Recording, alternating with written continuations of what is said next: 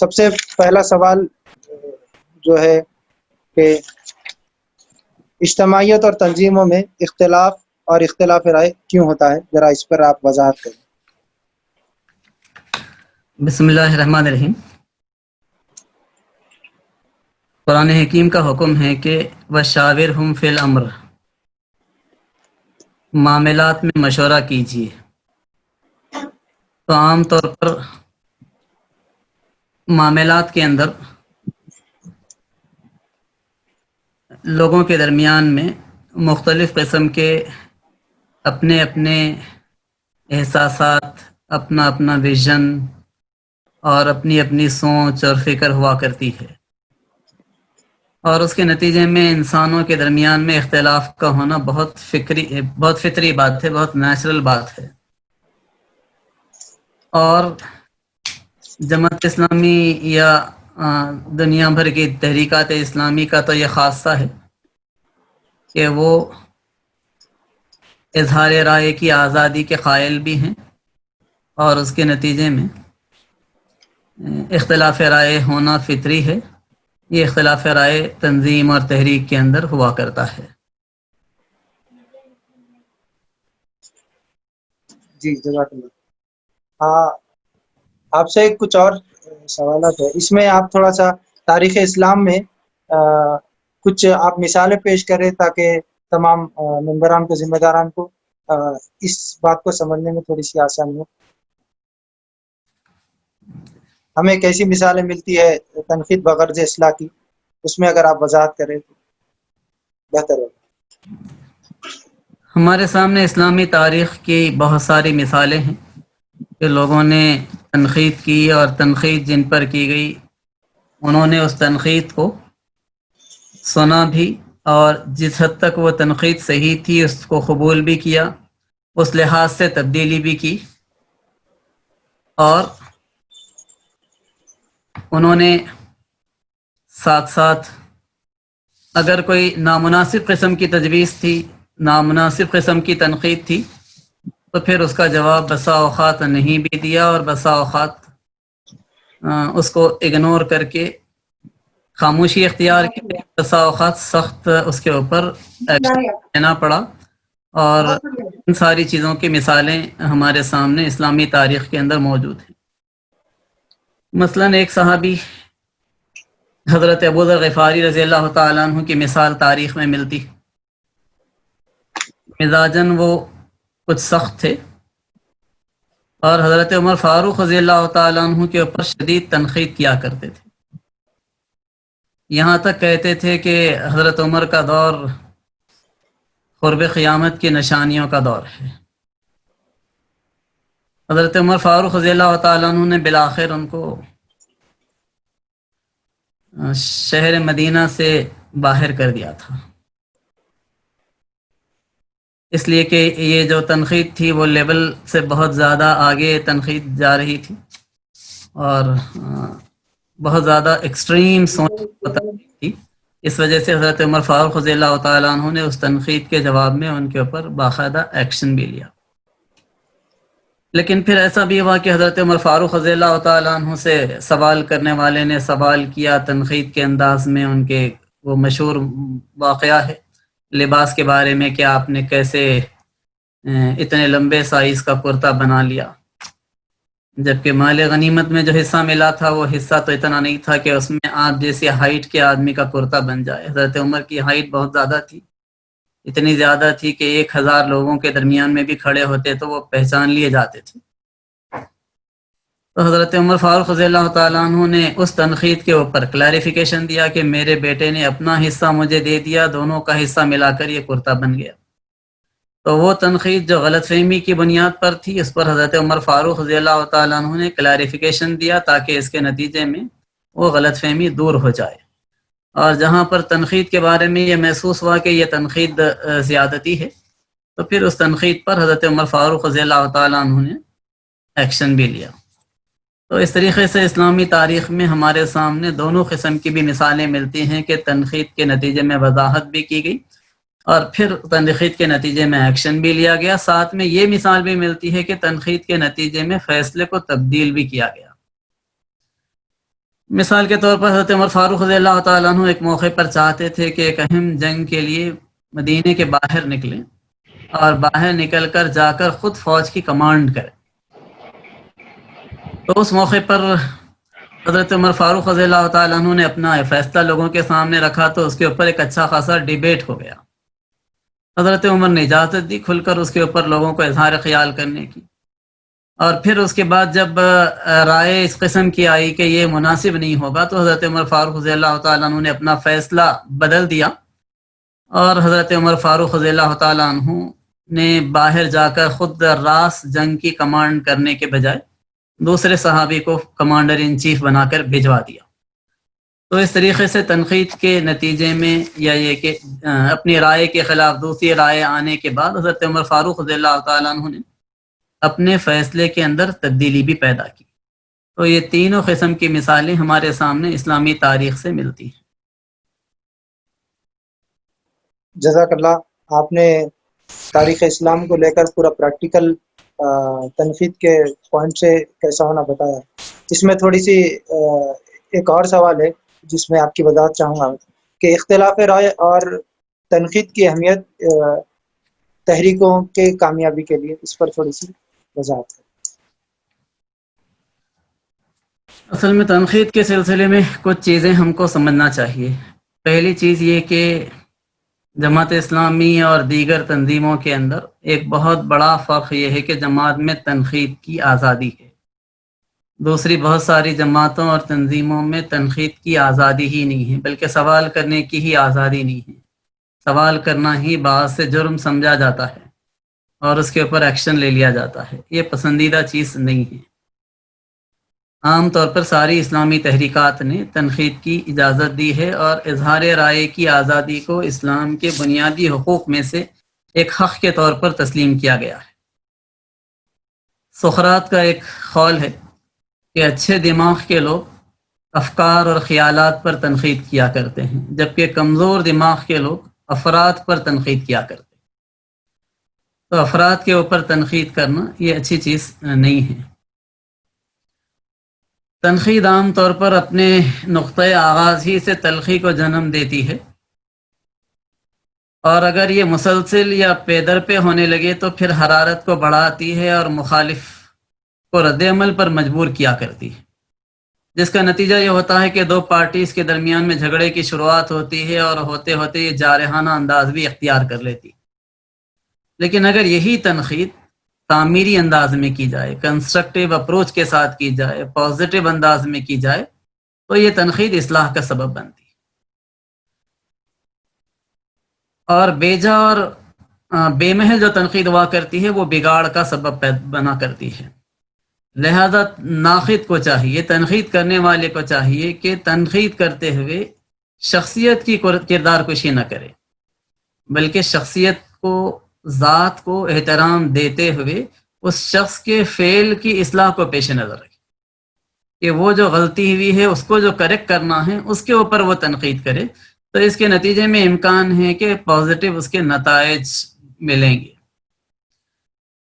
اس کے بجائے اگر غلط خیالات اور غلط نظریات، غلط فکر، غلط سوچ پر تنقید نہیں کی جائے اور شخصیت کی کردار کشی کی جائے، تذلیل کی کوشش کی جائے، تو پھر وہاں سے منفی رویے جنم لیتے ہیں اور جس سے جنگ و جدال کا ماحول پیدا ہوتا ہے. بیجا تنقید، عدم برداشت اور بے صبری، یہ ساری چیزیں انتشار کی وجوہات بنا کرتی. اگر ہم انبیاء علیہ السلام کو دیکھیں تو انبیاء علیہ السلام نے دعوت کے کام کے درمیان میں باطل نظریات کے اوپر شدید تنقیدیں کی. جواب میں انبیاء علیہ السلام پر دعوت کے مخالفین کی تنقیدیں بھی ہم کو ملتی، لیکن پیغمبروں کی جو شان تھی وہ یہ تھی کہ ان کا کتنا ہی مذاق اڑایا جائے، ذاتیات پر حملے کیے جائیں، تب بھی انبیاء علیہ السلام نے اس کو بہت کھلے دل سے برداشت کیا ہے. مثال کے طور پر قوم نوح نے حضرت نوح علیہ السلام سے کہا کہ انا لنراک فی ضلال مبین، ہم آپ کو کھلی ہوئی گمراہی میں پاتے. کیا تھا نبی کا جواب؟ اتنے سخت جملے کے بعد انہوں نے کہا کہ یا قومی لیس بی ضلالۃ ولکنی رسول من رب العالمین، اے میری قوم کہہ کر گفتگو کا آغاز انہوں نے کیا۔ قوم کہہ رہی ہے کہ آپ گمراہ ہیں، اور جواب نبی میں نبی کہتے ہیں کہ اے میری قوم، میں گمراہی میں نہیں ہوں بلکہ میں رب العالمین کا رسول ہوں۔ تو کتنا نرم انداز میں حضرت نوح علیہ السلام کا جواب ہے، ہم وہ دیکھ سکتے ہیں۔ ایسا ہی دل آزار قسم کا انداز تھا جو قوم عاد نے حضرت ہود علیہ السلام کے ساتھ اختیار کیا تھا۔ انہوں نے کہا تھا کہ انا لنراک فی صفاحۃ وانا لنظنک من الکاذبین، ہم تو آپ کو بیوقوف سمجھتے ہیں اور جھوٹوں میں سے سمجھتے ہیں۔ نبی کو بیوقوف اور جھوٹا ڈکلیئر کر دیا انہوں نے، لیکن اس کے باوجود بھی حضرت ہود علیہ السلام نے بہت تحمل سے کام لیا، اور یہی معاملہ حضرت موسیٰ علیہ السلام کا ہم کو نظر آتا ہے۔ فرعون نے حد کر دی تھی موسیٰ علیہ السلام کے معاملے میں، کہا کہ وما رب العالمین، یہ رب العالمین کیا ہوتا ہے؟ موسیٰ علیہ السلام نے سنجیدگی سے جواب دیا رب السماوات والارض وما بینہما، وہ جو آسمانوں اور زمین کا بھی رب ہے اور ان کے درمیان کی چیزوں کا بھی پروردگار ہے۔ فرعون نے پھر مذاق اڑایا اور کہا کہ الا تسمعون، لوگوں سن رہے ہو؟ یعنی کیا اچنبے کی عجیب باتیں یہ شخص کر رہا ہے، کیسی بے عقلی کی باتیں یہ موسیٰ کرتے ہیں۔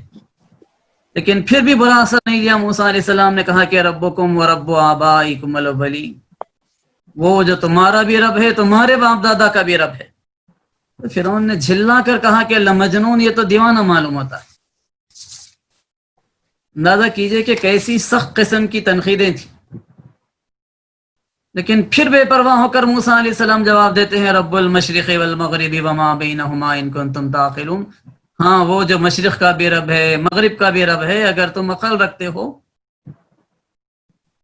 اور اسی طریقے سے اگر پچھلی قوموں کے نبیوں کے بجائے ہم اپنے نبی کو دیکھتے ہیں محمد رسول اللہ صلی اللہ علیہ وسلم کو، تو آپ کو تو کبھی ساحر کہہ دیا گیا، کبھی دیوانہ کہہ دیا گیا، کبھی شاعر کہہ دیا گیا، کبھی کاہن کہہ کر تنقید کر دی گئی، لیکن آپ نے ان دل آزار قسم کی باتوں پر صبر کیا، جواب نہیں دیا۔ اور قرآن یہی طریقہ بتلاتا ہے کہ وَلَا تَسُبُّوا الَّذِينَ يَدْعُونَ مِن دُونِ اللَّهِ فَيَسُبُّوا اللَّهَ عَدْوًا بِغَيْرِ علم، اور تم لوگ برا نہ کہو ان کو جن کی یہ پرستش کرتے ہیں اللہ کے سوا، اس لیے کہ اگر تم برا کہو گے تو وہ اللہ کو بے سمجھے بوجھے برا کہنے لگیں گے، اللہ کی ذات کے ساتھ بے ادبی کرنے لگیں گے، اس لیے اللہ نے روک دیا اس باتوں سے۔ تو اس طریقے سے انبیاء علیہ السلام کا طریقہ یہ رہا کہ انہوں نے تنقید کو برداشت کیا اور بڑے تحمل کے ساتھ جواب دیا، اور یہی اسلامی تحریکات کا بھی عام طور پر وتیرہ رہا ہے۔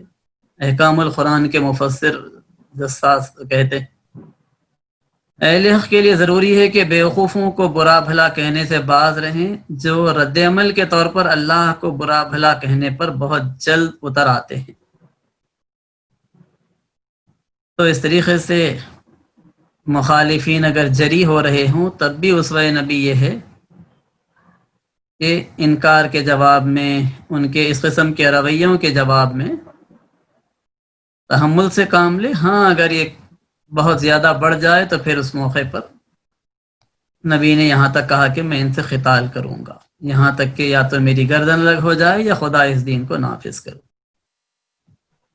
تو اس کا مطلب یہ ہے کہ تیکھا انداز یہ مناسب نہیں ہے، لیکن مروبانہ گفتگو بھی مناسب نہیں ہے، مناسب موقع پر جواب دیا جانا چاہیے۔ جی جزاک اللہ، آپ نے وضاحت کی تنقید کی اہمیت پر، اور بیرونی اگر تنقید کسی کے پاس سے آئے تو کس طرح سے جواب دینا ہے اس پر بھی آپ نے وضاحت کی۔ موضوع کو آگے بڑھاتے ہوئے میرا ایک اور سوال یہ ہے کہ تنقید نہ کرنے کے تحریکوں پر نقصانات کیا پڑتے ہیں، اس پہ تھوڑی سی وضاحت۔ تنقید اگر نہیں کی جائے یا تنقید کے اوپر پابندی لگا دی جائے تو اس کا نتیجہ یہ ہوتا ہے کہ بعض بہت نگیٹو قسم کے اثرات، مثلا یہ کہ کسی کے جذبات اور احساسات کو ٹھیس پہنچتی بعض موقع پر، تو وہ احتجاج کا حق رکھتا ہے، وہ اس حق سے محروم ہو جاتا ہے اگر تنقید پر پابندی لگا دی جائے۔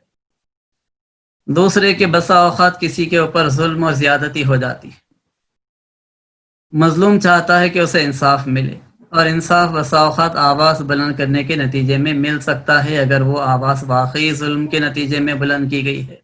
اور قرآن نے اس کی اجازت دی کہ لا يحب اللہ الجہر بالسوء من القول الا من ظلم، اجازت نہیں ہے برائی پر زبان کھولنے کی مگر اس کو جس کے اوپر ظلم کیا گیا ہے۔ تو یہ دوسرا ریزن ہے کہ تنقید کی آزادی ملنی چاہیے اور تنقید ہونی چاہیے۔ تیسرے یہ کہ کسی قوم کے سیاسی، مذہبی، سماجی اور کسی قسم کے بھی حقوق متاثر کیے جاتے ہیں تو پھر اس قوم کے افراد کو اس بات کی آزادی ملنی چاہیے کہ وہ تنقید کریں تاکہ اس کے ذریعے سے ان کے حقوق ملیں۔ دنیا کے بہت سارے مہذب ممالک کے اندر تنقید کے اس حق کو نہیں مانا گیا تو اس کے نتیجے میں عام طور پر وہاں پر ایک طویل عرصے تک جبر کی حکمرانی، ڈکٹیٹرشپ، کنگڈم، اس قسم کا کلچر رہا۔ 16 سینچری میں برٹین میں پہلی مرتبہ اظہار رائے کے حق کو تسلیم کیا گیا ایک رائٹ کی حیثیت سے۔ اسی طریقے سے یو ایس اے میں 18 سینچری میں پہلی مرتبہ اس کو حق مانا گیا۔ یو این او کی جنرل اسمبلی نے 20th سینچری میں اسے ایک فنڈامنٹل رائٹ کی حیثیت دی، جبکہ اسلام نے اس کی اہمیت کو اور اس کی حیثیت کو شروع سے سمجھا اور اسلام اسے ایک اہم ترین حق کے طور پر تسلیم کرتا ہے۔ اور ہم اس بات کو بھی مانتے ہیں کہ رائٹ ٹو انفارمیشن بھی اسی طریقے سے ایک حق ہے۔ تو تنقید اگر نہیں ہوگی تو اس کے نتیجے میں اس بات کا امکان ہے کہ لوگ آہستہ آہستہ ڈکٹیٹر بنیں گے، مشاورت کا مزاج ختم ہوگا، شورائی نظام کے ختم ہونے کے نتیجے میں جو اجتماعی وزڈم کے ساتھ فیصلے ہوا کرتے ہیں وہ فیصلے نہیں ہوں گے بلکہ فیصلے تھوپے جائیں گے، اور پھر یہ کہ ایسی غلطیاں ہوں گی جن کی اصلاح کے راستے ختم ہو جائیں گے۔ تو یہ ساری چیزوں سے بچنے کے لیے اس بات کی ضرورت ہے کہ تنقید ہونی چاہیے اور اچھے طریقے سے تنقید ہونی چاہیے۔ جی جزاک اللہ۔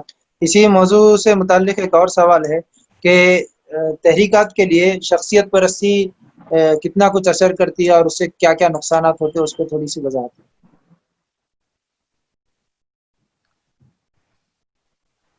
شخصیات کے لیے، تحریکات کے لیے شخصیت پرستی ظاہری بات ہے کہ ایک بہت ہی مہلک چیز میں کہہ سکتا ہوں ہے، اس لیے کہ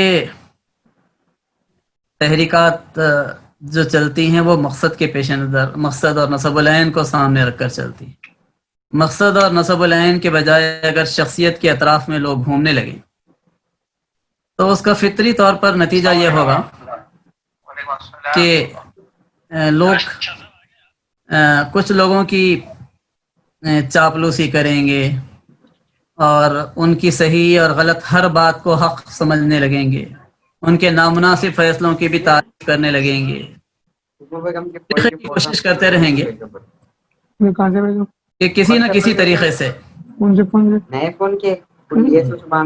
لوگوں کو اپنا جائے۔ اور لیڈرشپ کو تو یہ کام آسان ہو سکتا ہے اگر لیڈرشپ اس معاملے میں صحیح رویہ اختیار تو شخصیت پرستی کو اسلام نے کبھی بھی پسند نہیں کیا ہے۔ اس کے نتیجے میں عام طور پر تنظیموں اور تحریکوں میں ایک فرد کے بعد اس کے بیٹے کے جانشین بننے کے بھی چانسز پیدا ہو جاتے ہیں، اور لوگ غیر ضروری تنظیم اور تنظیم کے بہت سارے چیزوں کو اپنی پسند اور اپنی خواہش اور تمناؤں کے مطابق لے کر چلنے لگتے ہیں، بجائے اس کے کہ اجتماعی ویژن اور اجتماعی خواہش اور اجتماعی ضرورت کے تحت لے کر چلیں۔ جی جزاک اللہ۔ آپ نے پریکٹیکلی تو پورے چیزیں ایکسپلین کر دی، تھوڑا سا اس میں اور میں وضاحت چاہوں گا کہ تنقید کو کس طرح کرنا چاہیے، تھوڑا اس پہ وضاحت کریں۔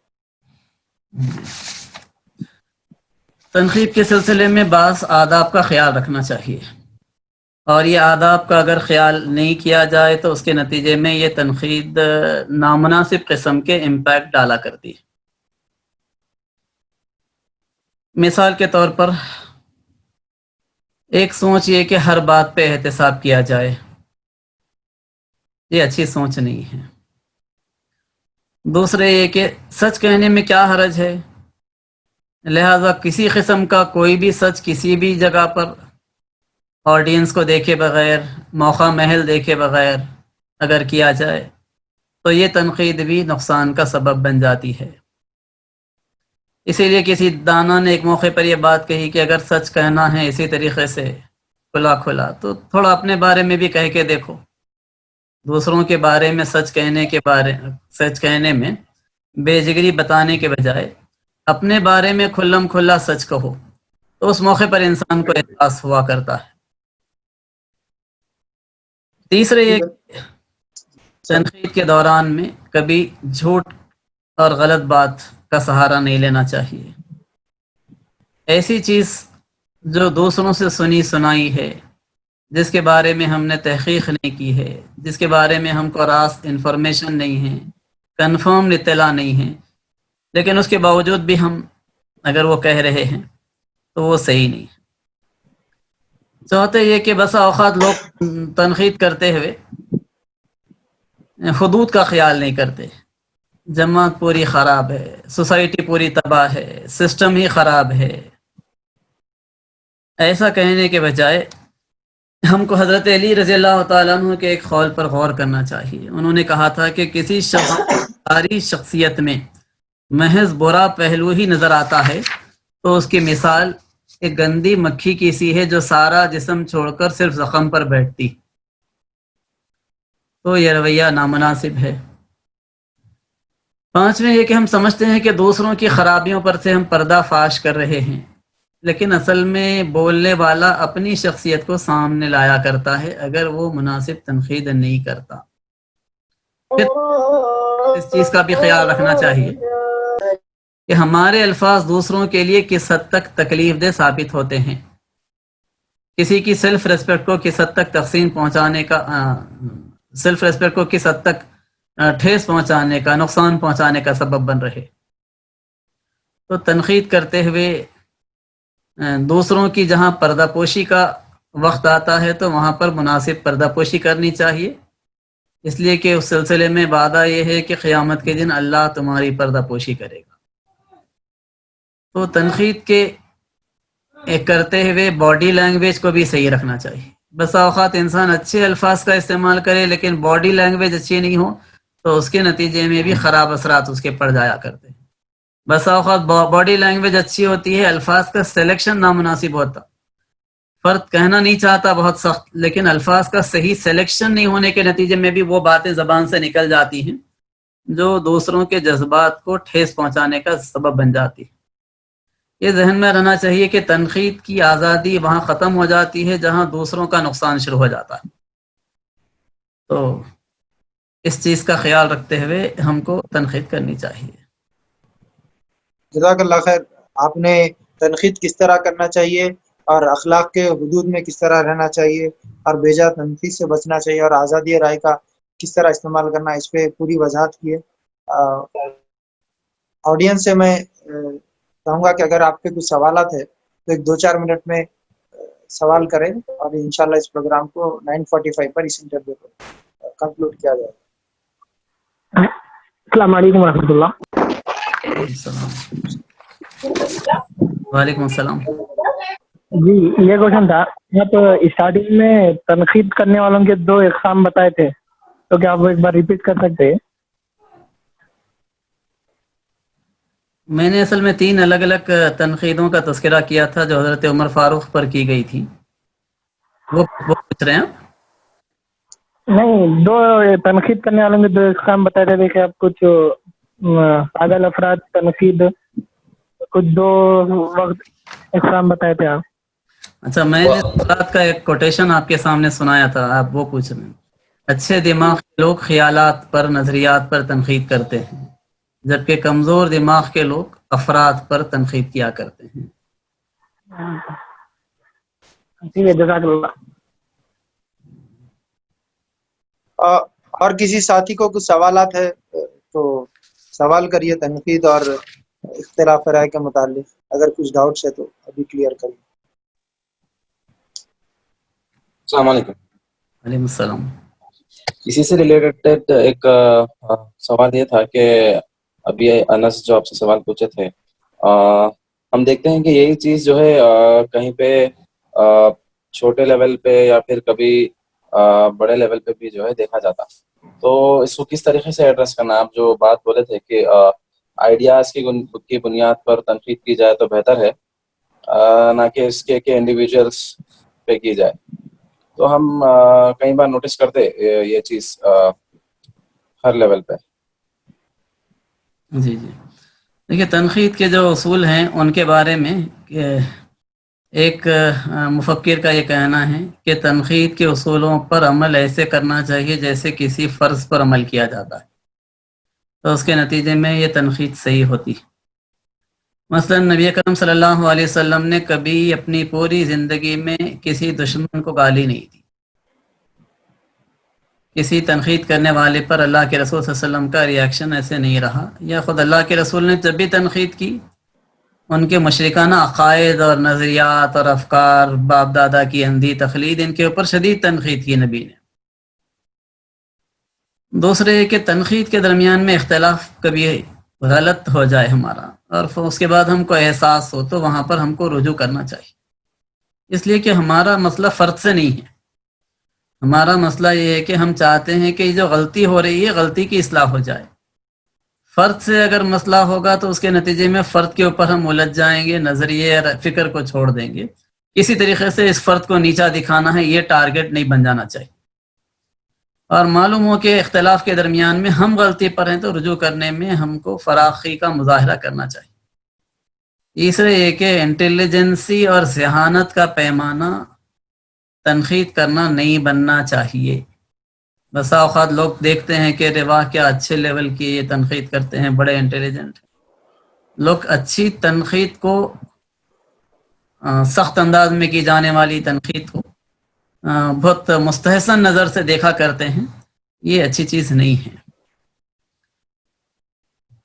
تو کامیابی کے راستے میں ایک بڑی رکاوٹ یہ فرد کے اوپر، شخصیتوں کے اوپر تنقید بن جایا کرتی ہے. تو یہ چیز اچھی چیز نہیں ہے.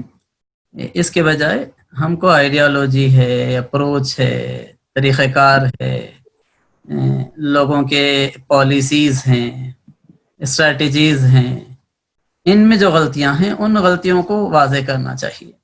سسٹم کی جو خرابیاں ہیں ان کو بھی احسن انداز میں ہم کو پیش کرنا چاہیے. شورا کا نظام بعض وقت ہوتا ہے کہ ہمارے کوئی ذمہ دار ہوا کرتے ہیں، شورا میں اہم چیزوں کو ایجنڈا نہیں بننے دینا چاہتے، تو یہ الگ اچھا رویہ نہیں ہے. اس کی اصلاح کے لیے تنقید کرنی پڑتی ہے، تنقید کرنی چاہیے. بعض وقت کوئی ذمہ دار ہوتے ہیں شورا کے فیصلوں پر صحیح طریقے سے اس اسپرٹ کے ساتھ عمل نہیں کرتے جو اسپرٹ کے ساتھ فیصلہ ہوتا ہے. بعض وقت لوگ یہ ہوا کرتے ہیں کہ وہ بعض اہم چیزیں گفتگو میں یا مشاورت میں لاتے ہی نہیں، اس کے نتیجے میں بھی مسائل ہوتے ہیں، تو وہاں بھی تنقید ہم کو کرنی پڑتی ہے. تو تنقید کی جہاں بھی ضرورت پڑے ہم کو وہاں پر تنقید کرنی چاہیے، لیکن تنقید کرتے ہوئے دیکھنا چاہیے کہ وہ چیز جس کی اصلاح پیش نظر ہے وہ چیز ہمارے پیش نظر ہو، وہ ہمارا ٹارگٹ رہے. وہ ٹارگٹ وہ اگر ہم نہیں دیکھیں اور نہیں دیکھ کر کسی نہ کسی طریقے سے اس متعلقہ unit president, city president, zonal president, اس کی کردار کشی پر اتر آئیں تو یہ چیز اچھی چیز نہیں ہے. اس کے نتیجے میں آپ جو تبدیلی چاہتے ہیں، جو پازیٹیو چینج چاہتے ہیں، اس کا آنا اور مشکل ہو جایا کرتا ہے. بعض وقت لوگ یہ بھی کرتے ہیں کہ جس آدمی کی غلطی بتانا ہو، جس پر تنقید کرنا ہو، اس کے سامنے نہیں کرتے، اس سے بات بھی نہیں کرتے، اور یہ کہتے ہیں کہ اگر ان سے بات کروں تو میرے ڈاؤٹس کلیئر ہو جائیں گے، پھر میں پبلک میں، سوشل میڈیا پہ لکھنے کے قابل نہیں رہوں گا، اس لیے میں ان سے بات ہی نہیں کرنا چاہتا. بغیر بات کرے میں اپنے خیالات کو لکھتا رہتا ہوں اور بولتا رہتا ہوں. تو یہ بھی ایک نامناسب رویہ ہے، یہ اعلیٰ ظرفی کے رویے کے خلاف ہے. تو اس لحاظ سے اس کے اوپر ہم کو احتیاط کرنا چاہیے. تنقید کے بارے میں دشمن بھی ہو تو ہم کو قرآن کا حکم یہ ہے کہ قول اللینا، موسیٰ علیہ السلام، ہارون علیہ السلام سے کہا گیا کہ فرعون جیسے آدمی کے پاس بھی جا رہے ہیں تو نرمی سے بات کرو. تو نرمی سے بات کرنے کے نتیجے میں امکان پیدا ہوتا ہے کہ انسان سنے گا، بات کو سمجھے گا. تو تنقید آدمی کے اوپر نہیں کریں گے ہم، اس کی غلط رویے، اس کی غلط فکر، غلط سوچ، غلط اپروچ، غلط احساسات کے اوپر کریں گے. نرم انداز سے کریں گے، جہاں اکیلے میں بات سمجھانے کا موقع ملے گا تو اکیلے میں تنقید کریں گے تاکہ وہ اصلاح کے لیے تیار ہو جائے، اور پھر کوشش کریں گے کہ وہ فرد کی اصلاح ہو، اس سسٹم کی اصلاح ہو۔ السلام علیکم پہلے ایک سوال میں آپ ایک آیت بولی تھی وشاورہم فی الامر۔ آواز آپ کی نہیں آ رہی، ذرا زور سے بولیے۔ اس سے پہلے کے سوال میں آپ ایک آیت کا تذکرہ کرتے تھے وشاورہم فی الامر۔ جی اب آواز آ رہی ہے جی؟ ہاں آ رہی، بولیے، میں ذرا زور سے بولیے۔ جی، تو اس سے پہلے کے سوال میں جو آپ آیت کا تذکرہ کر رہے تھے وشاورہم فی الامر، تو کسی بھی اجتماعیت میں اختلافات کسی وجہ سے ہوتے ہیں، تو اگر کسی بھی جماعت میں یا تحریک میں اختلافات دو طرف سے ہی ہوں گے، تو دونوں بھی حق سے جانب ہے، تو اس معاملے میں کیا ہوگا؟ آپ کا سوال میرے کو سمجھ میں نہیں آیا۔ دونوں بھی جہاں جب کسی بھی تحریک میں جب اختلاف ہوں گا تو اگر دونوں بھی حق پر جانب ہے تو اس معاملے میں کیا ہوگا؟ ماڈریٹر تھوڑا کلیئر کر سکتے کیا؟ رافع تھوڑا والیوم بڑھا کے بات کیجیے، میں آپ کی آواز نہیں آ رہی، تھوڑا والیوم بڑھائیے آپ کے موبائل کا۔ نہیں تو ٹائپ کر دیجیے۔ ٹائپ کرتی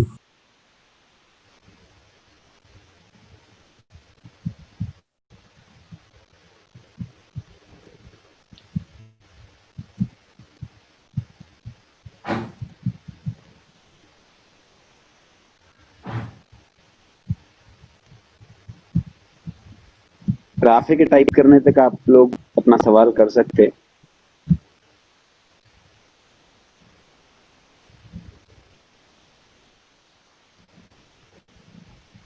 اور کسی کو کچھ سوالات ہیں تو پلیز کریے۔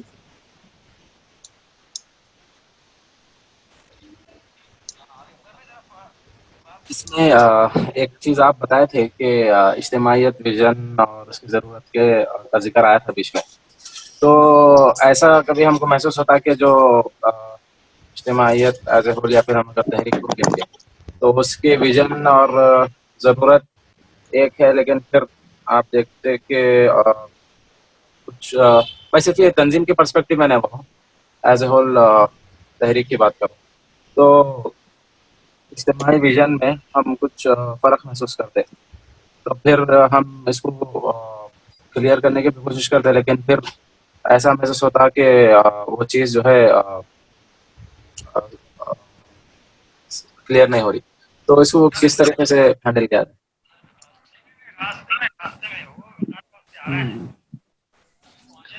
دیکھیے بسا اوقات ایسا ہوا کرتا ہے کہ ویژن کے اندر فرق ہوا کرتا ہے، کوئی فرق لیڈرشپ اور فالوورز کے درمیان میں کبھی ہوا کرتا ہے، اور کبھی یہ کہ خود تنظیم کے اندر دو حصے ہو جایا کرتے ہیں اور ان کے اندر فرق ہو جایا کرتا ہے۔ تو یہ خیالات کا جو اختلاف ہے وہ بہت فطری ہے، اور جماعت کے اندر بہت اہم موضوعات کے اوپر بسا اوقات یہ اختلاف طویل عرصے تک بھی چلتا رہا۔ سر ایسا نہیں رہا کہ صرف جماعت کے اندر ہو، بلکہ اسلامی تاریخ کے اندر بہت بڑے بڑے اختلافات ہوئے ہیں، اور اس کے نتیجے میں بعض بڑے مسائل بھی پیدا ہوئے ہیں۔ تو اختلاف کا ہونا فطری بات ہے، وہاں پر کوشش یہ کرنی چاہیے کہ سارے افراد کا ویژن یکساں نہیں ہوا کرتا، لیکن کوشش کرنی چاہیے کہ فکر کے اندر ہم آہنگی پیدا کی جائے، لوگوں کا لیول یکساں مینٹین کیا جائے، ایک مخصوص لٹریچر کم سے کم سارے لوگ پڑھ لیں تو ایک منیمم لیول پر تو سارا کیڈر آ سکتا ہے، اس کے نتیجے میں سوچ کا انداز یکساں ہو جا سکتا ہے، اور جب سوچ کا انداز یکساں ہوگا تو کوئی واقعے پر لوگوں کے احساسات، تاثرات، رد عمل، ایکشن پلان، اس بارے میں بہت ساری چیزوں میں یونیفارمٹی آ جاتی ہے، اور اس سب کو مینٹین کرنا ممکن ہوتا ہے۔ ایک سوال آیا تھا اتھارٹیز کی تنقید کس طریقے سے کریں؟ دیکھیے تنقید تو کرنے کی اکثر ضرورت ذمہ داروں پر پڑتی ہے، تو وہاں پر ہم تنقید کے پورے آداب کا خیال رکھتے ہوئے کریں۔ میں نے جیسے کہ آپ کے سامنے بات رکھی کہ پوری معلومات کو لے کر تنقید کریں، احسن انداز میں تنقید کریں، پازیٹیو اپروچ کے ساتھ تنقید کریں، اچھی باڈی لینگویج کے ساتھ تنقید کریں، نامناسب الفاظ استعمال نہ کریں، کسی کے ادب و احترام کا خیال کیے بغیر تنقید نہیں کریں، محتاط انداز میں اچھے طریقے سے اپنے بات کو رکھیں، تو اس کے نتیجے میں لوگ تنقید پر سنیں گے بھی، اور آپ جس چیز میں تبدیلی چاہتے ہیں وہ تبدیلی ممکن بھی ہوگی۔ جی، ایک اور سوال آیا تھا کہ جب تحریک میں اختلاف ہوتے اور اختلاف دونوں جن میں ہو وہ دونوں بھی حق بجانب ہو، تو اس معاملے میں کیا کرنا ہوگا؟ یہ بھی ہوا کرتا ہے، بسا اوقات دو الگ الگ لوگوں کا الگ الگ اسٹینڈ ہوتا ہے اور دونوں کے پاس اپنے اپنے دلائل موجود ہوا کرتے ہیں، اور اس کے نتیجے میں اس بات کا امکان نہیں رہتا ہے کہ ایک کنسنسس پیدا ہو، اتفاق رائے پیدا ہو۔ اسی وجہ سے تحریک کے اندر، خود آپ کی تنظیم کے اندر فیصلے کثرت رائے سے کرنے کا آپشن موجود ہے۔ وہاں پر مجبور ہوں گے ہم کہ اتفاق رائے سے جہاں فیصلہ نہیں ہو پا رہا ہے وہاں پر ہم میجورٹی اوپینین کو دیکھیں گے اور میجورٹی اوپینین کے ساتھ فیصلہ کر کے اس ڈیسیشن کو امپلیمنٹ کر دیں گے۔ اور یہ تنقید کرنے والوں کو یا فیصلے سے اختلاف کرنے والوں کو اتنا اعلیٰ ظرف ہونا چاہیے کہ ہماری رائے کے خلاف بھی چونکہ فیصلہ ہوا ہے میجورٹی اوپینین سے، تو اسے کھلے دل سے قبول کرنا چاہیے، نہ صرف قبول کرنا چاہیے بلکہ اسے امپلیمنٹ کرنے میں کوئی ہڈل نہیں بننی چاہیے، بلکہ اس سے آگے بڑھ کر ہمارے بزرگوں کی مثالیں ایسی ہیں کہ جس فیصلے سے وہ شدید اختلاف رکھتے تھے اس کے نافذ کرنے کے لیے ان کو کنوینر بنایا گیا، تو انہوں نے پورے ملک کے دورے کر کے لوگوں کو اپنے پرسنل موقف کے خلاف اجتماعی موقف کے اوپر کنونس کیا۔ ایسی مثالیں موجود ہیں ہمارے پاس۔ جی، جزاک اللہ۔ اور کوئی سوال ہے تو کریے یا ورنہ پھر کنکلوڈ کریں گے۔ میرا ایک سوال ہے، یہ آج کل اکثر یہ دیکھا جاتا ہے کہ بعض افراد کو مطلب کوئی پروگرام میں یا الگ الگ جماعتوں کی بات کر رہا ہوں میں، دیگر کھلے عام تنقید کا موقع نہیں ملتا، تو وہ کسی بھی جماعت کے ہو یا کسی بھی تنظیم کے ہو، وہ لوگ سوشل میڈیا پلیٹ فارم کا استعمال کرتے ہوئے تنقید کرتے، تو یہ کس حد تک صحیح ہے؟ اگر صحیح نہیں ہے تو اس کو روکنے کی کس طرح کوشش کی جائے؟ کہ سوشل میڈیا کے اوپر تنقید کرنے کے لیے بہت آسان ایک ذریعہ اور سہارا اس وقت لوگوں کو ملا ہوا ہے، تو اس کے نتیجے میں بسا اوقات لوگ واقفیت حاصل نہیں کر پاتے اور سوشل میڈیا پر کوئی بھی چیز لکھ کر اپلوڈ کر دیتے ہیں۔ وہ یوٹیوب پر بھی ہو سکتا ہے، واٹس ایپ پر بھی ہو سکتا ہے، فیس بک پر بھی ہو سکتا ہے، کسی طریقے سے بھی لوگ کرتے ہیں، لیکن یہ بہرحال ایک نامناسب چیز ہے۔ ایسی چیز جس کے ذریعے سے اصلاح کے امکانات اور کم ہو جائیں اور لوگوں کے درمیان میں مزید تفرقہ اور انتشار کی کیفیت پیدا ہو، یہ اصلاح کا ذریعہ نہیں ہے بلکہ مزید انتشار کا ذریعہ ہے۔ تو صحیح طریقہ یہ ہے کہ صحیح فورم میں تنقید کی جانی چاہیے۔ مثال کے طور پر اگر شورا کا ایک سوشل میڈیا کا گروپ ہے، وہاں پر تنقید کریں تو یہ ایک مناسب پلیٹ فارم ہے، اس کے اوپر ہو سکتی ہے۔ ممبرز کا ایک گروپ ہے اور وہاں پر آزادی ہے کہ گفتگو ہوگی، تو ممبرز اپنے فورم کے اندر گفتگو کریں۔ تو جو گروپ ہے، جس لیول کا گروپ ہے، جس کا ایشو ہے، جس کا ایجنڈا ہے، وہاں پر وہ گفتگو ہو تو اس کے نتیجے میں اس کے اچھے اثرات پڑتے ہیں، وہاں پر فیصلہ ہو سکتا ہے۔ ہاں، اگر کوئی سیاسی پارٹی ہے اور اس کے لیے ضرورت ہے کہ پبلکلی آواز اٹھائی جائے تو اس کے نتیجے میں چینج پیدا ہوگا، تو وہاں پر اس کی ضرورت پڑے گی، حکومت کے خلاف آواز اٹھانی پڑتی ہے، وہاں پر سوشل میڈیا کے پلیٹ فارم کی ضرورت پڑتی ہے، تو وہاں پر تنقید کرنی چاہیے اس طریقے سے۔ جی، اور کوئی سوال باقی ہے ابھی؟ کیونکہ وقت ہمارے پاس بہت کم ہے۔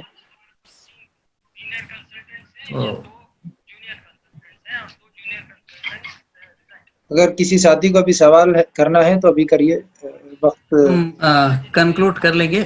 اصل ایمرجنسی میٹنگ ہے ابھی، شروع ہو گئی میٹنگ، بازو موبائل پہ چل رہی ہے لگتے ہو۔ ہم آپ کے مشکور ہیں، آپ نے وقت دیا اور الحمدللہ تنقید کے موضوع پر پریکٹیکل سوالات کے پورے بھرپور جواب دیے۔ جزاک اللہ۔ جزاک اللہ، سبحانک اللہم و بحمدک، نشہد ان لا الہ الا انت، نستغفرک و نتوب الیک۔ عزیز ساتھیو، انشاءاللہ آگے پروگرام کو بڑھائیں گے ہم۔ ابھی ایک چھوٹی سی سپیچ ہوگی جس کا عنوان ہے ایکسیلنس ان آرگنائزیشنل افیئرس، جس کو مخاطب کریں گے brother Tahir, joint secretary Hyderabad city کے۔ میں بھائی سے گزارش کرتا ہوں کہ آپ اس موضوع پر گفتگو کریں۔ جزاک اللہ۔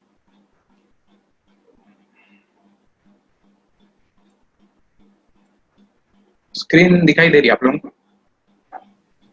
جی جی ہاں دکھائی دے رہی ہے۔ جی دکھائی دے رہا انشاءاللہ ایک چھوٹی سی پی پی ٹی ہے ایکسیلنس ان آرگنائزیشنل افیئرس کے تعلق سے۔ تو اس کی شروعات ہم ایک حدیث سے کریں گے جو صحیح مسلم میں موجود ہے، جس میں اللہ تعالیٰ نے انسانوں کو تمام چیزوں میں پرفیکشن کی طرف توجہ کیا ہے، اور جب کہا ہے کہ جب تم کسی جانور کو ذبح کرتے ہو تو اچھے سے ذبح کرو، اور چاقو کو تیز کر کر ذبح کرو۔ مطلب اس سے یہ بتانے کا مقصد ہے کہ ان چھوٹے چھوٹے چیزوں میں ہمیں جو ہے پرفیکشن کا جو ہے حکم دیا ہے۔ تو ہر تنظیم کسی مقصد کے تحت قائم ہوتی ہے، اور اس مقصد کے حصول میں کتنی افیکٹو اور جتنی ایفیشینٹ ہوگی وہ اتنی ہی زیادہ کامیاب ہوگی، جس کے لیے ایکسیلنس کے ساتھ کام کرنا ضروری ہے۔ کسی پروگرام کے ایکسیلنس کا مطلب یہ ہے کہ وہ وقت پر شروع ہو، تقریر مؤثر ہو، عنوان صحیح منتخب کیا جائے، ہر تقریر دیے گئے وقت پر ہو۔ جیسے ہمارے پروگرامز کا جو دیکھیں گے اگر حالت تو کہ 15 منٹ 20 منٹ بھی اگر لیٹ آ رہے تو اس سے کوئی فرق نہیں پڑ رہا، خاص طور پہ ذمہ داران جس کی ذمہ داری ہوتی ہے کہ بھئی وہ پروگرام کو جو ہے مینیج کریں، وہ خود اس طریقے کا رویہ کر رہے ہیں، اور اجازت کا جو ہے نہیں لینا یہ ایک بہت بڑا معاملہ ہے جو ہم میں پایا جاتا۔ اور اس میں یہ ایک پوائنٹ ہے کہ کبھی کوئی پروگرام وغیرہ ہے تو جب کوئی ڈویژن کے ذمہ داران یونٹ کو فون کرتے کہ بھئی آپ اجازت لیے کہ آپ نے ہم میسیج کر دی، تو یہ بھی ایک پوائنٹ کلیئر رہنا کہ آپ جو میسیج کرتے وہ انفارم کرنا ہے، اجازت لینا نہیں ہے۔ تو اس کو بھی جو ہے ہم کو درست کر لینا ضروری ہے، اور جملہ انتظامی جو ہے سلیقہ مند ظاہر ہو۔ تو اس سے مراد یہ ہے کہ ہماری ڈریسنگ وغیرہ جو ہے، کلوتنگ جو بولیں گے ہم، کہ اس کو جو ہے بالکل ایک پروفیشنل طریقے سے ہم جو ہے کیری کریں جب بھی ہم پروگرامس وغیرہ میں خصوصی ہوں، نہ کہ بڑے پروگرامس ہے اس میں آپ جو ہے ٹریک اور ٹی شرٹ بالکل ایک دم جو ہے بال وغیرہ بکھرے ہوئے ہے، بالکل ایسے طریقے میں آ رہے۔ تو اصل میں ہمارے جب کیریکٹر کو کوئی باہر والے دیکھیں گے یا حالت کو دیکھیں گے تو اس سے ہماری آئیڈیولوجی جو ہے جھلکنا چاہیے، تو اس چیز کا ہم خیال رکھیں۔ تو اس میں اور ایک چیز یہ ہے کہ پارٹیسپینٹ جو ہے وہ خوش ہو کر لوٹے اور احساس لے کر جائے کہ انہیں کچھ حاصل ہوا آپ کے پروگرام اٹینڈ کرنے کے بعد۔ کسی پوسٹر یا فولڈر میں پرفیکٹنس کا مطلب یہ ہے کہ اس کی زبان، گرامر، کانٹینٹ درست ہو، انداز متعلقہ چیزوں کے مطابق ہو، پروف کی ایک بھی غلطی بھی نہ ہو۔ عام طور پہ جو پوسٹرز وغیرہ بنائے جاتے ہیں، الحمدللہ حیدرآباد سٹی لیول پہ جتنے کیا بولتے ہیں آپ ویکلی پروگرامز کی یونٹ سے جو ہے درست میں آتے، تو کسی کافی حد درجے تک وہ جو ہے درست ہوا پوسٹرز وغیرہ میکنگ، ورنہ فونٹ جو ہے بہت زیادہ خراب استعمال کیا جاتا عام طور پہ، کلر کمبینیشن جو ہے وہ بالکل آؤٹ آف کیا بول سکتے ہیں کانٹیکس یا ایک دم بالکل نہیں سوٹ کرنے والا جو ہے کلر کمبینیشن یوز کرتے۔ تو پوسٹر جب بھی آپ بناتے ہیں اس چیز کا خیال رکھیں کہ ایک دم جو ہے برائٹ کلرز یوز نہیں کرنا، جیسے بلڈ ریڈ کلر ہے ایک دم اورینج ہو گیا، مطلب ایک ہی کلر جو ہے پورا شیڈ کر دے کے پیچھے بیک گراؤنڈ ریڈ یا اورینج ڈال دے کے اس پہ وائٹ سے جو ہے عام طور پہ لکھ دیتے بچے، فونوں پہ بناتے غالباً وہ جلدی بن جاتا بول کے۔ تو اس چیز کا خیال رکھنا چاہیے۔ اور ایک بڑی پرابلم یہ دیکھنے میں آتی کہ یونٹس یا ڈویژن یا سٹی لیول پہ بھی کبھی کبھی کہ بھئی ہم ہزاروں روپے خرچ کر کے جو ہے ایک اچھے قسم کا معیاری قسم کا پوسٹر پرنٹ کروا دیتے، لیکن اس میں ایک آدھ الفاظ کی یا ڈیٹ کی کچھ غلطی ہے، پھر اب اس کو کور کرنے کے لیے کیا ہے ہزاروں قسم کے پھر اسٹیکر جو ہے پرنٹ کرواتے اس پہ چپکانے کے لیے۔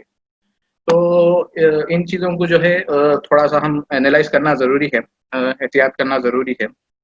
اور کسی کیمپ میں ایکسیلنس کا مطلب تقریر، مقررین، انتظامات، سیٹ اپ کا معیاری ہونا ہے۔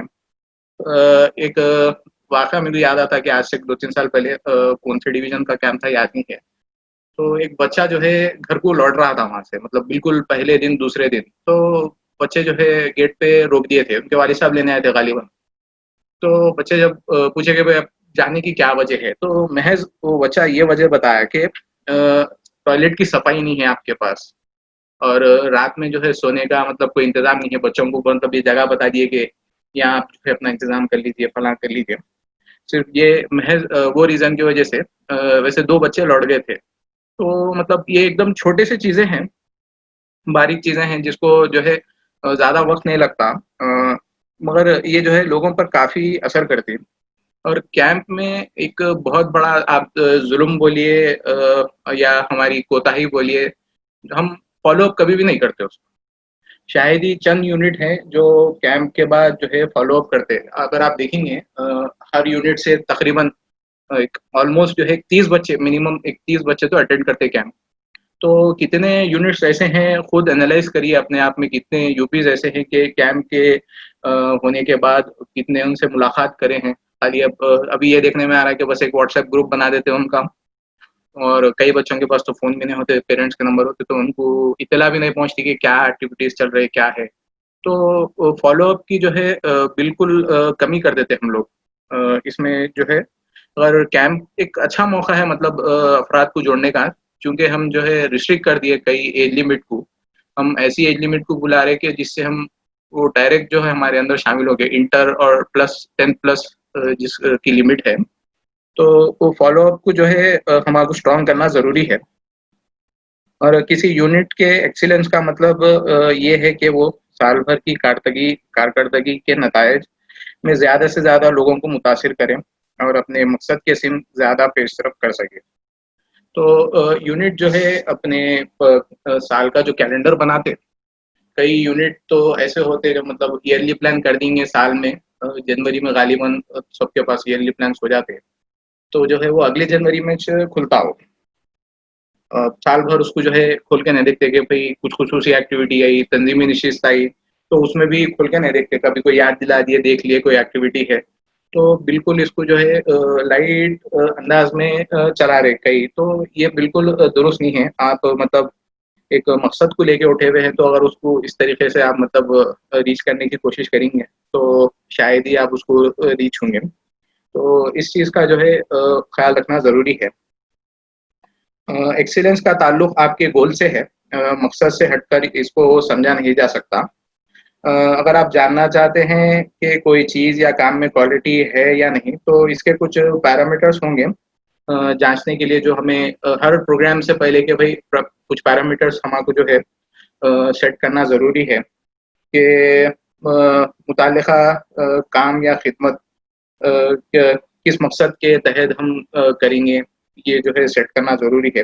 ان مقصد کے اچھے نتائج کے لیے مقصد کام یا سروس جو بھی ہم کریں گے اس کے خصوصیات ہونے چاہیے، کیا اس کے میرٹ پوائنٹس ہے یا کیا کیریکٹرسٹکس ہے، وہ جو ہے ہم طے کر لیں۔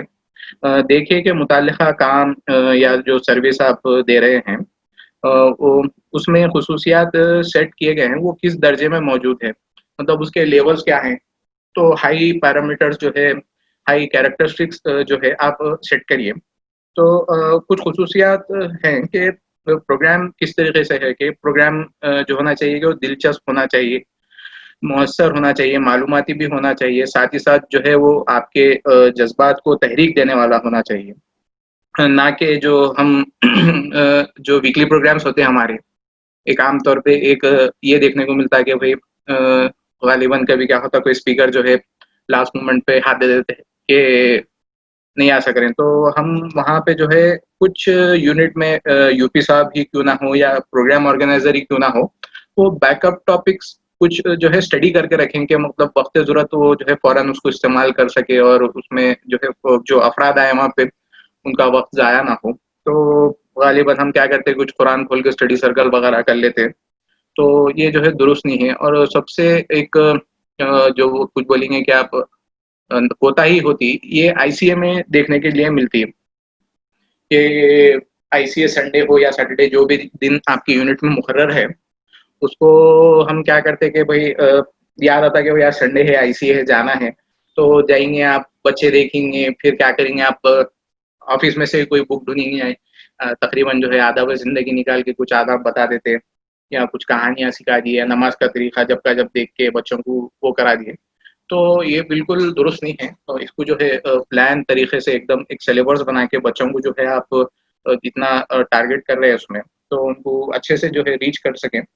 तो इसको एक जो है बाज़ाब्ता आप लोग पैटर्न बनाइए, सिलेबस मतलब ये वीक में ये कवर करेंगे, ये वीक में ये कवर करेंगे, जो है तंजीमी निशिस्त जब आपकी मंथ में एवरी फर्स्ट वीक में हो जाती है तकरीबन यूनिट्स में, तो वो जो है आप जब ही सेट कर लीजिए। आमतौर पे हर यूनिट में एक 2 से ज़्यादा तो ICA देखने को मिलते हैं, शायद एक आध यूनिट में एक ICA है। बाज़ यूनिट्स में जो है 5 ICA भी चलते हैं, 6 ICA भी होते हैं, या फिर पूरा 4 मीनार जैसे बड़े यूनिटों में। तो इसमें जो है आप पैटर्न सेट कर दीजिए कि किस तरीके से आप जो है एवरी वीक बच्चों को रीच करेंगे, तो इससे आसानी होगी। और ज़ोन वगैरह भी अच्छा ये साल थोड़ा एक्टिव है ICA के सिलसिले में, और गालिबन वक्फे से गाइडलाइंस आ रहे हैं, प्रोजेक्ट प्रोग्राम्स भी आ रहे हैं इसको रीच करने के लिए, तो उसको जो है आप लोग फॉलो कीजिए। टारगेट सेट करना मुलाकात का ज़रूरी है, और रिमाइंडर वगैरह देना। इस ज़िमन में मेरे को एक वाक़या याद आ रहा कि कलीम अहमद खान भाई जो ज़ोनल सेक्रेटरी थे लास्ट ईयर, वो जो है हम जब लास्ट टाइम सिटी पे थे तो शहर के जितने वीकली प्रोग्राम्स वगैरह थे उसकी लिस्ट मंगाए थे, मगर हम आपको बोले नहीं थे कि किस वजह से मंगाए। तो मालूम हुआ कि भाई हमारे जो है वो शहर के तमाम वीकली प्रोग्राम जो है बिना यूपी के इत्तला के, बिना किसी इत्तला के जो है विजिट करके पूरा एनालाइज कर रहे थे। तो आप जो है कोई एक वीकली प्रोग्राम में गए जो मस्जिद में चल रहा था, तो जाके जो है खामोशी से पीछे बढ़ गए बिना जो है किसी को डिस्टर्ब किए। तो पूरा वो जब प्रोग्राम एनालाइज वगैरह कर लिए, तो बाद में यूपी साहब भी देखे कि ZS साहब बैठे हुए मुलाकात वगैरह किए। तो यूपी साहब से जब मुलाकात किए तो कलीम में बताया कि मतलब स्पीकर वगैरह तो अच्छा है आपका, और टॉपिक वगैरह सिलेक्शन भी अच्छा है, लेकिन नौजवानों की तादाद कम दिख रही है आपकी, जो है मस्जिद की आड़ में आप छुप जा रहे हैं आगे, मतलब नमाज के बाद कर रहे तो मुसल्ली भी थोड़े बैठ जा रहे हैं, उसमें थोड़े बहुत नौजवान है, किस तरीके से आप लोग जो है इसका रन करते हैं। तो यूपी साहब बताए कि भाई हम व्हाट्सएप ग्रुप है उसमें डाल देते प्रोग्राम का रिमाइंडर, कॉल्स वॉल्स कर लेते तो आ जाते थोड़े बच्चे। तो मुलाकातों के सिलसिले में पूछे तो वो लोग यूनिट नील पाई गई। तो आप मतलब इतना सख्ती से बता दिए थे कि इतना मतलब प्रोग्राम जो है अच्छे से चलने के बाद भी कि नेक्स्ट वीक जो है अगर आप मुलाकात नहीं करेंगे, ग्रास रूट लेवल पे जो है आप क्या बोल सकते हैं बच्चों के बीच में मौजूद नहीं रहेंगे, उनसे जो है मुलाकातें नहीं करेंगे, तो नेक्स्ट वीक से आपको प्रोग्राम करने की ज़रूरत नहीं है। मैं इजाज़त दे दे रहा हूँ जोन से, आपको माफ़ी है आपको बोल के, यहाँ तक कि इतना मतलब सख्ती से मुलाकात और गश्त के ताल्लुक से जो है आप बताए थे उसमें। तो मुलाकातें ये वो करना, रिमाइंडर वगैरह जो है इसको जो है सख्ती से नोट लेना चाहिए। फिर जो है स्टार्ट और एंड टाइम की पाबंदी होना ज़रूरी है हमारे प्रोग्राम्स में। अब जैसे कि भाई 8 बजे से प्रोग्राम है तो 8 बजे आधा था प्रोग्राम में जाना है। और ख़ास तौर पे जो हमको देखने में आता वो है सिटी के इलेक्शंस और मेंबर्स मीट में वक्त की जो है बिल्कुल पाबंदी नहीं होती। इसका सीधा-सीधा असर जो है मेंबरान पे आता है। अगर आप पिछले 2 साल की, अभी ये साल की जो मेंबर्स की लिस्ट उठा के देखेंगे, तो अप्रॉक्सिमेटली 70% प्लस मेंबर्स जो है, वो बिल्कुल नए मेंबर्स हैं, पुराने मेंबर्स नहीं है। तो हर यूपी जो यहाँ होता, वो अपने यूनिट लेवल पे जो है ट्रेंड सेटर का काम करता। यूपी साहब जो है अब कर दिए मतलब वो जो है एक यूनिट में वो हो जाता है कि भाई यूपी साहब करे ना तो हमारा भी यही उसूल रहेगा, जो है उसपे एक स्टैंडर्ड सेट हो जाते हैं। तो अगर आप देर से आएँगे ऐसे प्रोग्राम्स वगैरह, तो जल्दी आने वालों को तो मतलब वो लोग तो हमेशा जो है एतराज़ करते हैं इस चीज़ पे, भाई हमारा वक़्त ज़ाया हो रहा। अब वो देख लेते कि भाई आप भी जो है देर से आ रहे, 2-2 घंटे डिले करना पड़ा, अब उसमें कोरम की ज़रूरत रहती तो ज़िम्मेदारान भी मजबूर रहते, और उसमें कुछ कर नहीं सकते वो लोग कि प्रोग्राम जो है फ़ौरन वक़्त पे शुरू करके वक़्त पे ख़त्म करें, चूँकि कोरम की ज़रूरत रहती। तो इस मौके पे जो है थोड़ा वो देखकर जो है बच्चे आदत हो जाती है कि भाई उन्हों भी लेट आ रहे, चलता है, मतलब ऐसा जो है मामला हो जाता। तो इसमें जो है स्टार्ट और एंड की जो भी आपको वक़्त दिया गया है इसकी पाबंदी करें। अभी तो जो है आना तो अभी उज़्र था कि भाई गाड़ी निकाल रहे हैं, आ रहे हैं, कुछ काम आ गया, फलाँ आ गया, وہ تو سمجھ میں آ رہا تھا، لیکن ابھی جو آن لائن سیشنز دیکھ رہے ہیں اس میں بھی وقت پہ موجود نہیں ہو رہے ہیں. مطلب شاید کچھ شرعی عذر ہے تو اس کے لیے ایکسکیوز ہے، لیکن حالانکہ گھر میں ہی بیٹھ کے آپ کو جو ہے آن لائن ایکسیس کرنا ہے تو اس میں بھی وقت کی پابندی نہیں دکھ رہی. تو اس کو جو ہے ہم کو جو ہے غور کرنے کی ضرورت ہے. پھر اس کے بعد جو ہے پروگرام سے سیٹ اپ، پہلے سیٹ اپ ارینجمنٹ کمپلیٹ کر لیں. اب ایسا نہیں کہ بھائی پروگرام آپ کا وقت پہ شروع ہے تو وہی وقت پہ جائیں گے، آپ ٹیبل صاف کریں گے، چیئر جمائیں گے، بیچارے اسپیکر صاحب باہر ٹھہرے ہوئے ہیں. تو اس کے لیے کیا ہے کہ تمام جو ذمہ داران رہیں گے وہ وقت سے پہلے حاضر ہو جانا وہاں پہ پروگرام کو جو ہے مینیج کرنے کے لیے. تو یہ جو ہے چھوٹے چھوٹے چیزیں ہیں، لیکن یہ بہت زیادہ اثر ڈالتی ہے چیزیں کہ مطلب آپ کو سیٹ کر کے چلنا چاہیے. اس کے بعد جو ہے اچھا استقبال ہو، اسپیکرس کا بھی ہو اور پارٹیسپینٹس کا بھی ہو. ایک ہمارے پاس عام طور پہ یہ دیکھنے کو ملتا ہے کہ بھائی جب یو پی صاحب آئیں گے تو کسی کو ماڈریٹر تقرر کریں گے کنوینر، تو پھر اسپیکر کا نام جو ہے پوچھا جائے گا. جو بک کرے اسپیکر ان کو خود اسپیکر کا پورا نام نہیں معلوم، پھر ان سے پوچھ کے ان کے ڈیزگنیشن لکھ دیتے بعض اوقات بن کے، پھر ان کو کیا ذمہ داری پہ ہے کیا ہے. تو یہ جو ہے بالکل مطلب مذاق کی بات ہوگی کہ مطلب آپ اتنا بڑا ایک اعظم اس کو لے کے چل رہے ہیں. تو چھوٹے چھوٹے چیزوں کو جو ہے دھیان میں رکھنا چاہیے. کلین انوائرمنٹ رہنا چاہیے خاص طور پہ. بالکل کیا ہے، بجلی پر ہمارے جو یونٹ آفیسرز ہوتے ہیں مہینوں تک بھی صاف نہیں ہوتے.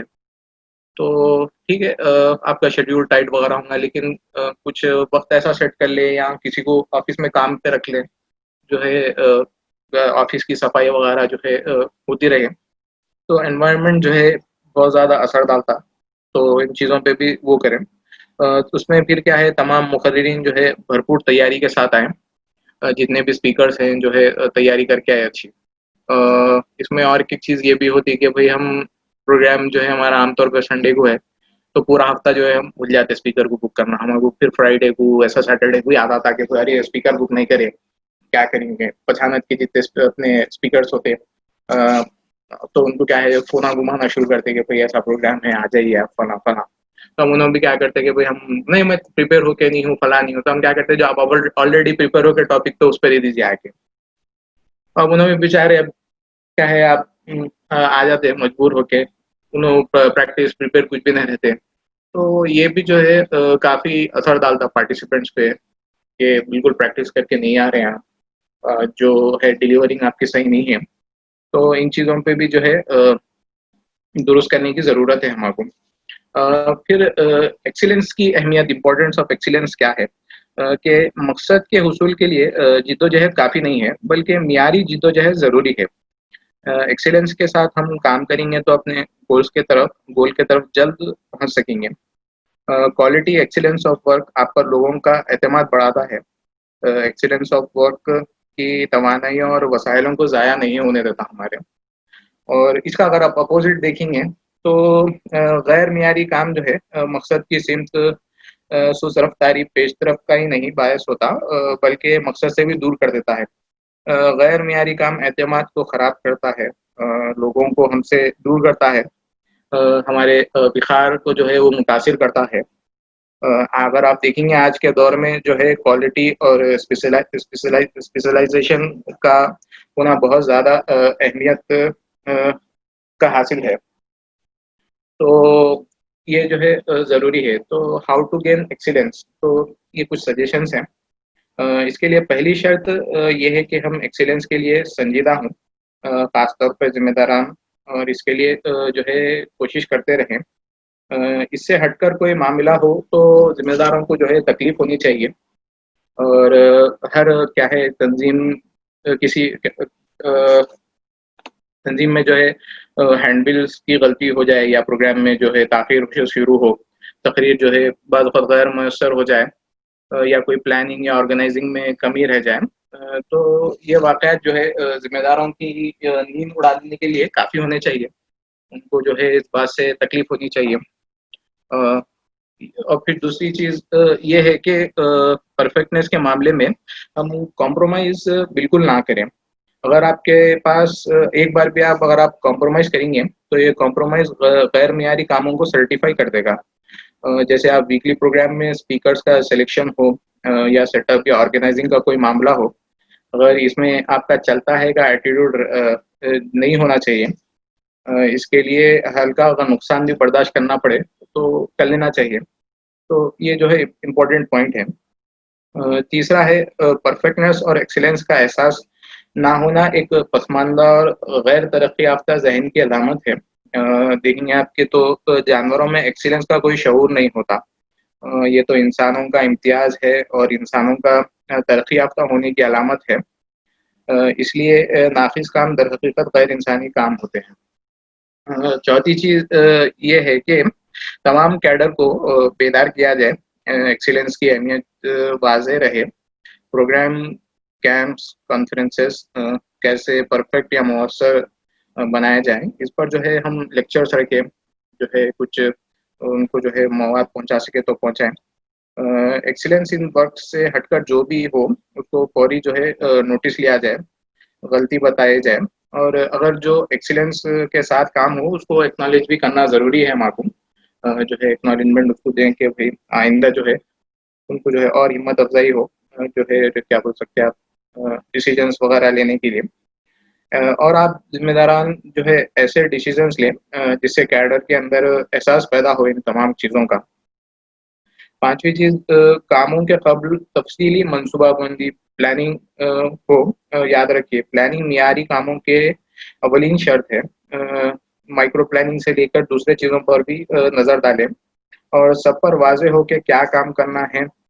یہ سب باتیں تفصیل سے طے پائے.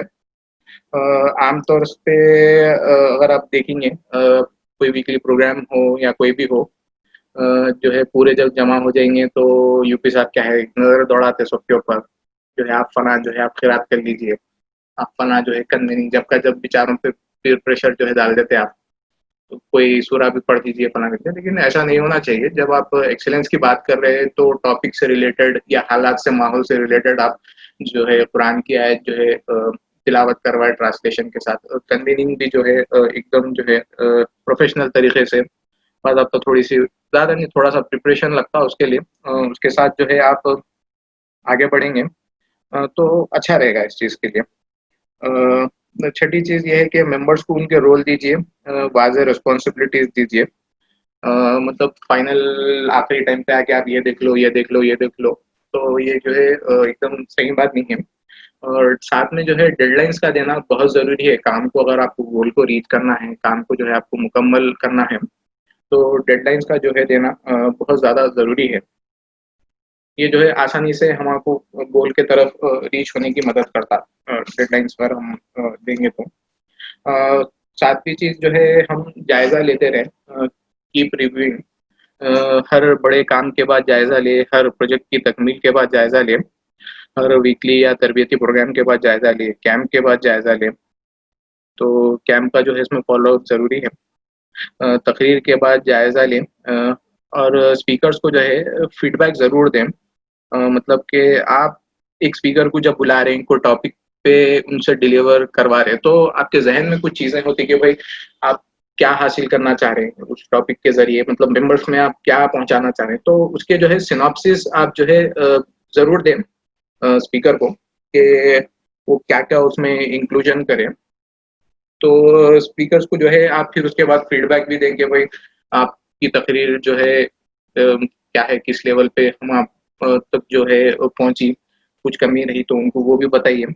تو اسپیکرز کو فیڈ بیک دیں. اور پھر جو ہے جائزے میں رعایت بالکل مت کریے. غلطیوں کو جو ہے بے لانگ طریقے سے سامنے لائیے، بھرپور تنقید کیجیے.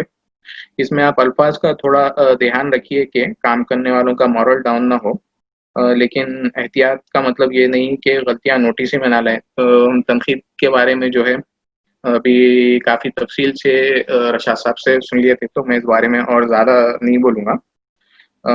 اور ان ڈرابیکس کو جو ہے ہم اینالائز کریے اور اوور کم کرنے کی کوشش کریے. یاد رکھیے حقیقت پسندانہ جائزہ اگلے کاموں کو یقینی طور پر معیاری بنانے کا کام کرتا ہے. اور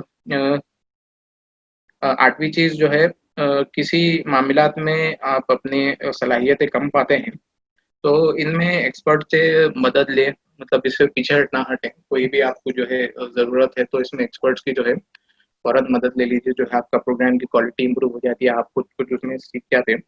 تو اس میں جو ہے ایکسپرٹ سے جو ہے ریلیٹڈ فیلڈ کے مدد لینا چاہیے. اور آخری ہمارا جو سلائیڈ ہے کہ اینیمیز آف ایکسیلنس, کوالٹی کے جو ہے کئی دشمن ہوتے ہیں. تو اس میں سے کچھ یہ ہے کہ احساس ذمہ داری کا فقدان یعنی کمی. آپ کے کیڈر کے اندر اگر غیر ذمہ داری ہو تو ذمہ داری کا احساس جو ہے ان کے اندر پیدا کیجیے. اور سیریسنیس کی کمی کے لیے, سیریسنیس کی کمی جو سنجیدگی کی کمی ہے وہ بالکل جو ہے ایکسیلنس کے لیے یا کوئی تنظیم کے لیے سلو پوائزن کا کام کرتی ہے. تو اس سے بچنا چاہیے. چیزوں کا غیر واضح ہونا, ہر چیز کلیئر ہونا, کہ کام واضح ہونا, کرنے والا واضح ہونا, وقت کس وقت پر کرنے والے ہیں ہم, یہ واضح ہونا جو ہے بہت ضروری ہے. وہ چوتھی چیز ہے اصول شکنی, یعنی اصول کا توڑنا. اصول یا قانون بڑا یا چھوٹا نہیں ہوتا, اصول کی پابندی جو ہے ہمیں اصول کی پابندی کا عادی ہونا چاہیے. اصول جو ہے ہر طریقے سے فالو کرنا چاہیے. چھٹا ہے کہ آداب شکنی, ہر کام کے اپنے آداب ہوتے ہیں, ایٹیکیٹس ہوتے ہیں. ان آداب کی خلاف ورزی بھی نقصان دیتی ہے. تو یونٹ میں آپ جیسے میں بتایا کہ آپ ایک ٹرینڈ سیٹر کا کام کرتے یو پی ایس, تو آپ کے بیہیویئر کو دیکھیں گے, وہ لوگ آپ کے نئے ممبرس ہیں تو آپ کے رویے کو جج کریں گے, آپ کس طریقے سے گفتگو کر رہے ہیں ان کے ساتھ یا آپ کے ذمہ داروں کے ساتھ. تو وہ لوگ جو ہے وہی طریقے کو فالو کریں گے. تو اس میں تھوڑے جو ہے احتیاط کریں, اور اس کے احتیاط کے ساتھ جو ہے ہم ایک ٹرینڈ کو سیٹ کر دیں اس میں کہ مطلب کس طریقے سے جو ہے نارمس ہونے چاہیے کیا ہے. احتساب و جائزے کا فقدان, چاہے اس کا مطلب احتسابی نشست کا سرے سے نہ ہونا ہو, یا احتساب ہونے کے باوجود مطلب بالکل رسمی طور پہ سرسری کیا ہے رعایتوں کے ساتھ بے روح طریقے سے انجام پانا ہو. تو یہ بھی جو ہے بہت بڑا ایک ڈرا بیک ہے اس کا. یونٹ کے ذمہ داران اگر ایکسیلنس کے لیے تیار نہیں ہیں تو آپ یونٹ میں جو ہے ایکسیلنس کا سوال پیدا نہیں ہوتا. آپ مطلب ڈریم بھی نہیں کر سکیں گے جب تک آپ سنجیدہ اور توجہ نہیں ہو جائیں گے. آپ کی یونٹ بھی آپ کی جو ہے طریقے پہ جو ہے چلتے رہیں گے. منصوبہ بندی کی کمی یعنی پلاننگ کی کمی, منصوبے کا نہ ہونا, منصوبے میں تمام اجزاء کا احیاء ہونا, مائکرو پلاننگ کا نہ ہونا, اس کے اصول کا لحاظ نہ رکھنا, سب معیار کو جو ہے ختم کرتا ہے. وقت کی پابندی نہ کرنا, دیے گئے وقت پر چاہے پروگرام شروع نہیں ہونا, دیے گئے وقت پر افراد کا موجود نہ ہونا, دیے گئے وقت پر کام کا ختم نہ ہونا, یہ سب عادتیں جو ہے اس کو خراب کرنے کا کام کرتی ہیں. تو اور اس کے بعد جو ہے عہد شکنی, عہد کی پابندی اسلامی شعور ہے. آپ کسی کو وعدہ دیں یا کوئی ذمہ داری قبول کریں, یہ سب عہد کا ہی حصہ ہے, جس کی پابندی اسلامی غیرت کا تقاضا ہے. اور اس کے بعد ہے قوت ارادی کا فقدان. اس میں ایکسیلنس جو ہے ان مضبوط انسانوں کی صفت ہوتی ہے جو فیصلہ کرتے ہیں, ارادہ کرتے ہیں تو ان پر چٹان کی مانند جم جاتے ہیں. ان کے ارادوں میں ایک چیلنج ہوتا ہے اور ارادوں کی تکمیل سے انہیں باز رکھنا دنیا کی بڑی سے بڑی قوت کے لیے ممکن نہیں ہوتا. تو یہ جو ہے چند چیزیں تھیں جو ہے اینیمیز آف ایکسیلنس کے لیے. تو ہم جو ہے اختتام کی طرف پہنچ گئے ہیں. یہ چند باتیں تھیں ایکسیلنس ان آرگنائزیشنل افیئرس کے تعلق سے. تو اللہ تعالیٰ سے دعا ہے کہ ہم آپ کو جو ہے ایکسیلنس ان افیئرس آرگنائزیشن افیئرس میں کامیابی عطا فرمائیں اور ہمارے جو ہے کوتاہیوں کو دور فرمائیں. تو جزاک اللہ خیر. طاہر بھائی آپ نے بہترین انداز میں پریکٹیکل ایگزامپلس کے ساتھ ایکسیلنس کے متعلق گفتگو کی. میں تمام پارٹیسپینٹس کا بھی شکریہ ادا کرتا ہوں کہ آپ نے غور سے اس پروگرام کو سنا. اللہ تعالیٰ سے دعا ہے کہ اللہ تعالیٰ اس پروگرام میں جو بھی ہم نے باتیں سنی اس پر عمل کرنے کی توفیق دے. سبحان اللہ و بحمدہ سبحانک اللہم و بحمدک نشہد ان لا الہ الا انت نستغفرک و نتوب الیک سبحان ربک رب العزت عما یصفون وسلام علی المرسلین الحمدللہ رب العالمین. تو انشاءاللہ پھر پروگرام کی کنکلوڈ کریں گے ہم ہاں انشاءاللہ. انشاءاللہ. سفیان بھائی بند کر دیجیے. جی ٹھیک. السلام علیکم. اگر اس تعلق سے کچھ سوالات آپ لوگوں کے ذہن میں ہیں تو طاہر بھائی ہمارے ساتھ ہے، تو ابھی جو باتیں بتائی گئی اس میں کچھ پریکٹیکل ڈیفیکلٹیز ہے، انشاءاللہ وہ بھی لے سکتے ہیں. ایک 5 منٹ میں ہم لوگ کنکلوڈ کر دیں گے. اگر سوالات ہیں تو لے سکتے ہیں. طاہر بھائی ریڈی ہے نا؟ جی جی انشاءاللہ دیکھیں گے، ہمارے حساب میں رہے تو دیکھیں گے، تو آپ بھی ہے نا ویسے ساتھ میں. آپ رہتے ہیں انشاءاللہ. جی بتائیے، آپ لوگ کے سوالات ہیں تو انشاءاللہ السلام لے سکتے ہیں. علیکم. بہت اچھی بات ہے، الحمدللہ ابھی آئی. السلام علیکم. اعجاز براونڈے سے. جی ادھر.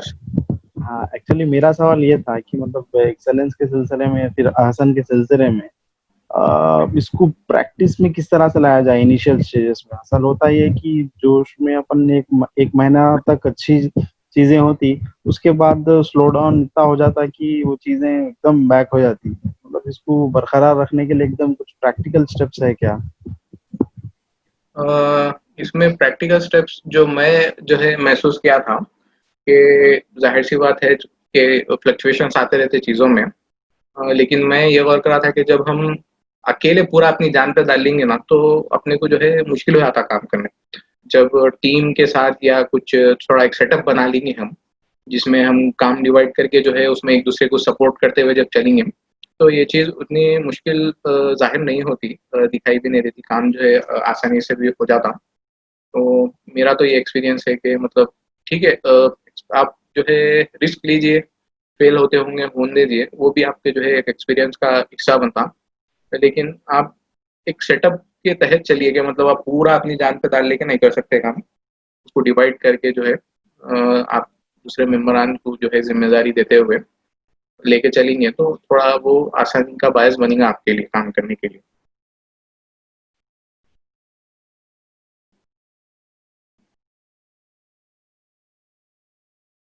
جی حفیظ بھائی کچھ ایڈ کرنا ہے تو کر دیجیے.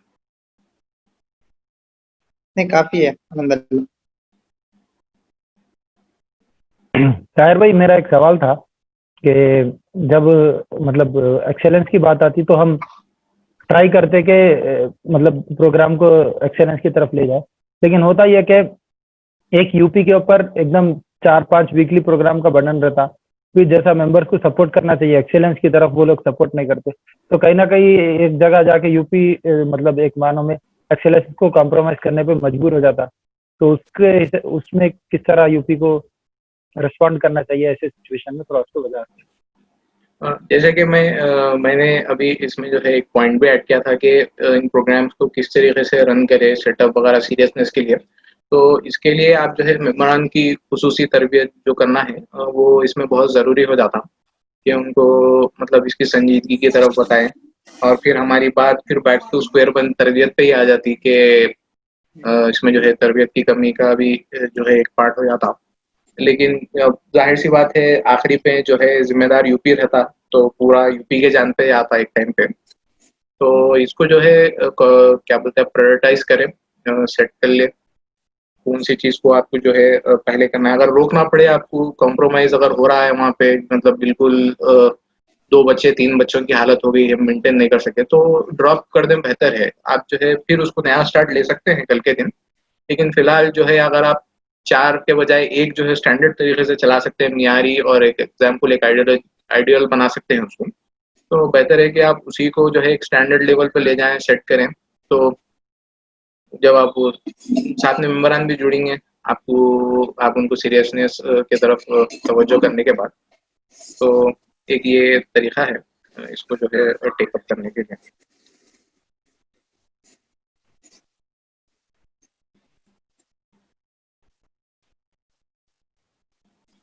اور کسی کو بھی سوال آ کر تو کریے.